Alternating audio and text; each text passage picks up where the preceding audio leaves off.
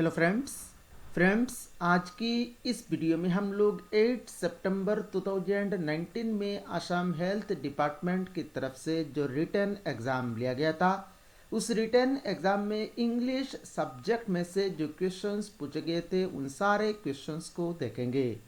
Friends, इससे पहले भी मैंने प्रीवियस ईयर क्वेश्चन पेपर के ऊपर बहुत सारे वीडियोस आप लोगों को प्रोवाइड किया है। इस वीडियो के नीचे आप लोगों को प्लेलिस्ट का लिंक मिल जाएगा। आप उस लिंक के ऊपर क्लिक करके उन सारे वीडियोस को एक एक करके देख सकते हैं। और फ्रेंड्स, अगर आपने अभी तक अपना प्यारा चैनल को सब्सक्राइब नहीं किया तो सब्सक्राइब कर ले, ताकि आने वाले टाइम में असम हेल्थ डिपार्टमेंट का एग्ज़ाम रिलेटेड कोई भी वीडियो आपसे मिस ना हो। तो चलिए आज का वीडियो शुरू करते हैं। पहला क्वेश्चन नंबर 1 में बोल रहे थे कि what is the synonym of dear. Dear जो वर्ड है, इस वर्ड का सिनोनिम वर्ड हम लोगों को बोलना है। अब सिनोनिम का मतलब क्या है? सिनोनिम का मतलब ये है फ्रेंड्स, जो वर्ड दिया गया है उस वर्ड का सेम मीनिंग वाले वर्ड को हम लोगों को चूज करना है। अभी फ्रेंड्स, यहाँ पर जो वर्ड है डियर, इस डियर वर्ड का सेम मीनिंग वर्ड को हम लोगों को चूज करना है। तो यहाँ पर अगर आप ऑप्शंस को देखेंगे तो यहाँ पर देखिए फ्रेंड्स, ऑप्शन सी में दिया गया है कॉस्टली, और कॉस्टली का मतलब जो है वही डियर का मतलब होता है। मतलब डियर वर्ड का सेम मीनिंग दे रहा है जो वर्ड, वो वर्ड है आपका कॉस्टली। तो यहाँ पर क्वेश्चन नंबर 1 का करेक्ट आंसर हो जाएगा आपका option C, costly. Next question number 2 में बोल रहे थे कि what is the antonym of opaque.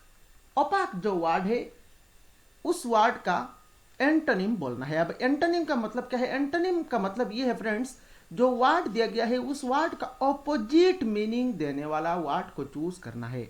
अभी ओपाक का मतलब क्या है? ओपाक का मतलब है अस्पष्ट, जो हम लोगों को दिख नहीं पाता है, उसका मतलब होता है ओपाक।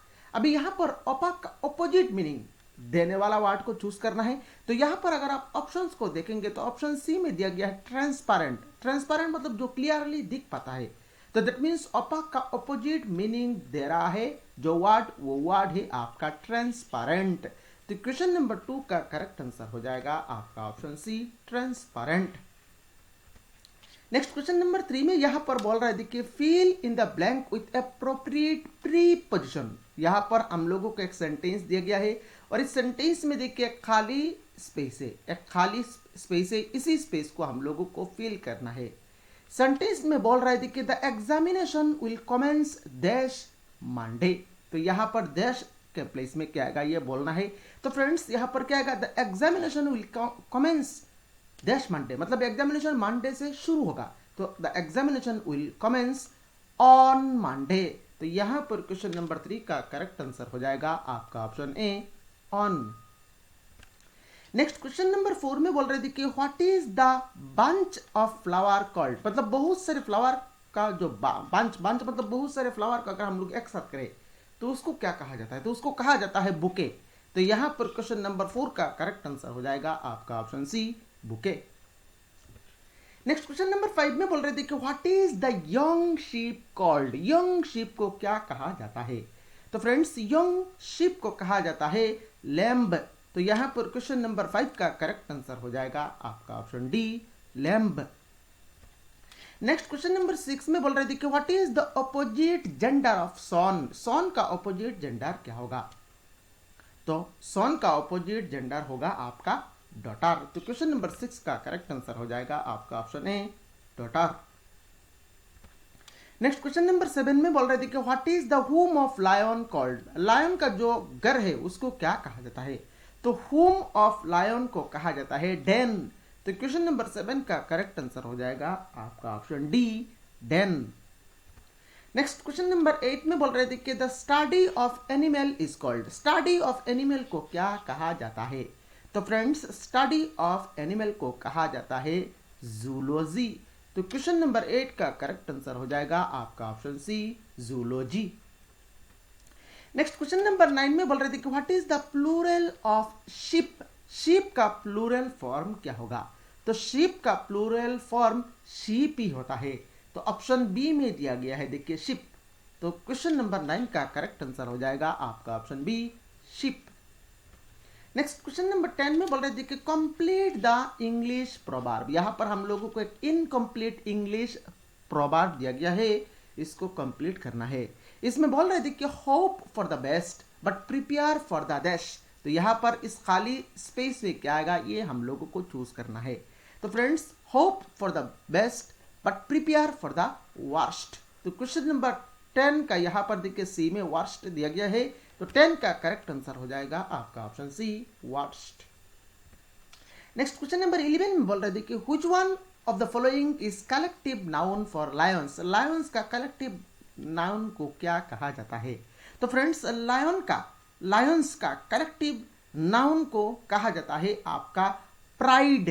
तो क्वेश्चन नंबर 11 का करेक्ट आंसर हो जाएगा आपका option C pride. Next question number 2 में यहां पर बोल रहे थे कि complete the sentence using correct preposition. Correct preposition choose करके हम लोगों को इस सेंटेंस को कंप्लीट करना है। तो सेंटेंस में बोल रहे थे कि we must not confuse dissent देश डिसलॉयलिटी। तो यहां पर देश प्लेस में क्या आएगा, ये हम लोगों को चूज करना है। तो यहां पर फ्रेंड्स बोल रहे थे कि we must not confuse dissent देश डिसलॉयलिटी। तो क्या आएगा, यहां पर आएगा आपका with. We must not confuse dissent with disloyalty. तो क्वेश्चन नंबर 12 का करेक्ट आंसर हो जाएगा आपका option B with. Next question number 13 में बोल रहे थे कि what is the superlative of noisy. Noisy word का सुपरलेटिव फॉर्म क्या होगा। तो फ्रेंड्स, नोइजी वर्ड का सुपरलेटिव फॉर्म क्या होगा। नोइजी वर्ड का सुपरलेटिव फॉर्म होगा आपका नोइजिएस्ट। नोइजिएस्ट। तो यहां पर क्वेश्चन नंबर 13 का करेक्ट आंसर हो जाएगा आपका option C noisiest. Next question number 14 में बोल रहे थे कि कंप्लीट द इडियम। यहां पर हम लोगों को एक इडियम दिया गया है पर ये इनकम्प्लीट है, इसको कंप्लीट करना है, मतलब ये खाली स्पेस को हम लोगों को फिल करना है। इसमें बोल रहे थे कि कॉल इट ए डैश। तो call it A dash, dash के प्लेस में क्या आएगा, तो कॉल इट ए डे। तो यहां पर क्वेश्चन नंबर 14 का करेक्ट आंसर हो जाएगा आपका option D day. Next question number 15 में बोल रहे थे कि what is the verb form of advice. Advice का वर्ब फॉर्म कौन सा होगा। तो फ्रेंड्स, एडवाइस का वर्ब फॉर्म होता है ADVIAC। सी लगा के एडवाइस जो होता है वो होता है आपका नाउन, पर एस लगा के जो होता है एडवाइस वो होता है आपका वर्ब। तो एडवाइस का वर्ब फॉर्म हो जाएगा आपका ADVIAC। तो क्वेश्चन नंबर 15 का करेक्ट आंसर हो जाएगा आपका option A advice. Next question number 16 में बोल रहे थे कि use the correct determiner to complete the sentence. यहां पर हम लोगों को एक इनकम्प्लीट सेंटेंस दिया गया है, इसको करेक्ट डिटर्मिनर चूज करके कंप्लीट करना है। इसमें बोल रहा है, देखिए, माउंट एवरेस्ट इज देश highest mountain in the world. तो यहां पर देश के प्लेस में क्या आएगा, तो friends, mount Everest is the highest mountain in the world. तो यहां पर खाली स्पेस में क्या आएगा, द आएगा। तो क्वेश्चन नंबर 16 का करेक्ट आंसर हो जाएगा आपका ऑप्शन ए द।